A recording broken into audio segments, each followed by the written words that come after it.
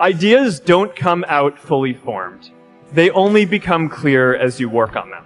You just have to get started. I want to share what I've learned about our generation and the world we're all building together.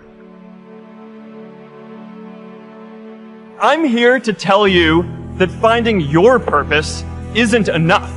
Purpose is that feeling that you are a part of something bigger than yourself, that you are needed, and that you have something better ahead to work for. Purpose is what creates true happiness. You know, that movie made it seem like Face Smash was so important to starting Facebook. It wasn't. But without Face Smash, I never would have met Priscilla. And Priscilla's the most important person in my life.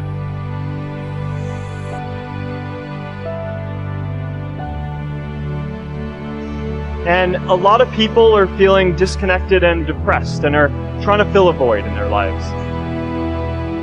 I remember that night I launched Facebook from that little dorm in Kirkland House.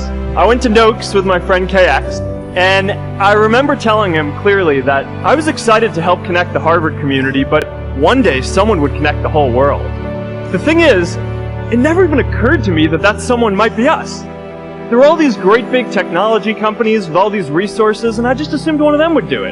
But this idea was so clear to us that all people want to connect. So we just kept working on it, day after day after day. We'll always get criticized for moving too fast, because there's always someone who wants to slow you down. Some big companies wanted to buy us. I didn't want to sell. I wanted to see if we could connect more people. Nearly everyone else wanted to sell. Without a sense of higher purpose, this was their startup dream come true, and it tore our company apart. After one particularly tense argument, one of my close advisors told me if I didn't agree to sell the company right now, I would regret that decision for the rest of my life. Relationships were so frayed that within a year or so, every single person on our management team was gone. That was my hardest time leading Facebook. I believed in what we were doing, but I felt alone. And worse, it was my fault. I wondered if I was just wrong. An imposter, a 22-year-old kid who had no idea how things actually work. Now, years later, I understand that that is how things work when there's no sense of higher purpose. So it's up to all of us to create it so we can all keep moving forward together. J.K. Rowling got rejected 12 times before she finally wrote and published Harry Potter.